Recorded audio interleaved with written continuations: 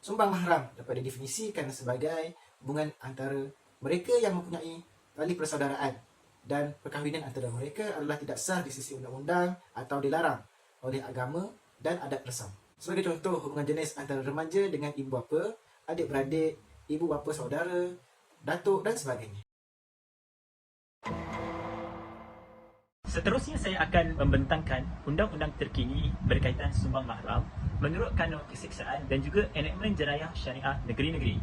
Jadi menurut kanun keseksaan, Seksyen 376A mentarifkan kesalahan sumbang mahram, manakala subseksyen 376B-1 memperuntukkan hukuman bagi kesalahan-kesalahan ini iaitu penjara tidak kurang daripada 6 tahun dan tidak melebihi 20 tahun serta boleh dikenakan sebatan.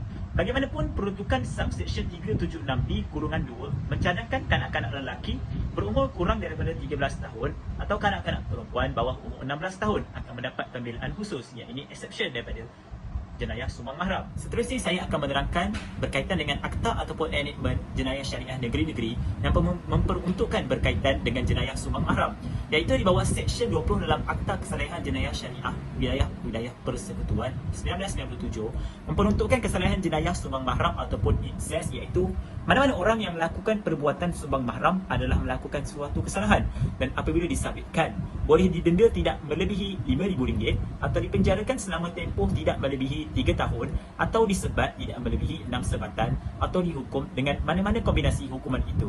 Jadi Seksyen 20 ini telah memperuntukkan berkenaan hukuman bagi jenayah sumbang mahram. Secara umumnya, hanya 6 negeri sahaja yang memperuntukkan seksyen yang khusus berkenaan dengan jenayah sumbang mahram di bawah Akta ataupun enakmen jenayah syariah negeri-negeri, iaitu Wilayah Persekutuan, Negeri Selangor, Negeri Johor, Negeri Terengganu, Pulau Pinang, Negeri Kedah dan Negeri Sarawak. Negeri-negeri lain masih tiada peruntukan yang khusus yang digunakan bagi mensabitkan pesalah terhadap jenayah sumbang mahram. Kes yang pertama, kes pendakwa syar'i lawan Jalil Ambong dan Zalaha Endut.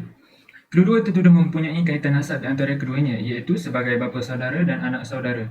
Dan mereka telah dituduh dengan kesalahan cuba menyebabkan berlakunya sumbang mahram di bawah Seksyen 59-1B. Enakmen Kesalahan Jenayah Syariah Takzir Terengganu 2001. Berdasarkan kes ini, dapat dilihat bahawa kesalahan jenayah sumbang mahram yang dilakukan oleh orang Islam dibicarakan di Mahkamah Syariah. Seterusnya, kita beralih kepada analisis kelompangan dalam perundangan menurut kanun keseksaan. Jenayah sumbang mahram telah dinyatakan di bawah Seksyen 376A kanun keseksaan. Namun, dalam peruntukan ini telah dinyatakan dengan jelas berkenaan dengan kerelaan mangsa. Oleh itu, sekiranya jenayah tersebut dilakukan tanpa kehendak dan kerelaan mangsa, barulah ianya dianggap sebagai sumbang mahram dan boleh disabitkan di bawah seksyen ini. Seterusnya, tidak semua enakmen jenayah syariah negeri-negeri mempunyai peruntukan berkenaan dengan jenayah sumbang mahram.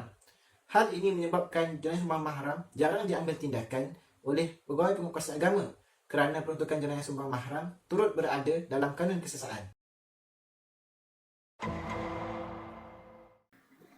Yang pertama adalah dicadangkan agar susunan perasa perkataan yang digunakan dalam Akta Jenayah Syariah Wilayah Persekutuan 1997 menggunakan hukuman penjara dahulu, kemudian diikuti dengan hukuman denda dan sebatan. Cadangan ini berdasarkan kepada realiti dalam Statut Perundangan Sivil yang memulakan hukuman penjara dahulu, barulah diikuti dengan hukuman denda bagi sesuatu kesalahan jenayah.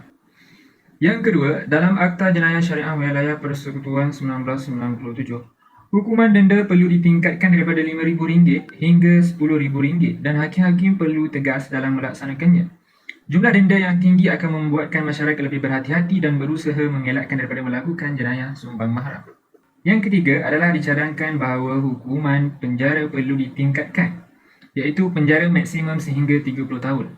Tempoh 30 tahun bersamaan dengan hukuman penjara seumur hidup, imprisonment for life. Bagi Mahkamah Sivil, hukuman penjara seumur hidup adalah bersamaan dengan hukuman penjara 30 tahun. Yang terakhir adalah Jabatan Kehakiman Syariah Wilayah Persekutuan dan juga Jabatan Kehakiman di setiap negeri perlu mengeluarkan satu garis panduan yang mengandungi perkara-perkara penting seperti faktor-faktor pertimbangan dalam menjatuhkan hukuman seperti jenis kesalahan, umur pesalah, keadaan fizikal pesalah, status pesalah, rekod pesalah, latar belakang pesalah dan lain-lain lagi.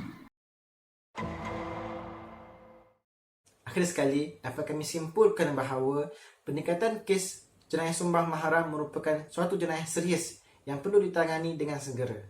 Semua agama besar dunia melarang hubungan jenayah sumbang mahram ini. Oleh itu, bagi menjamin kesejahteraan komuniti di sesebuah negara, tindakan-tindakan sewajarnya harus diambil secara berterusan agar dapat melahirkan masyarakat yang berilmu, bertamadun serta bertafasusila.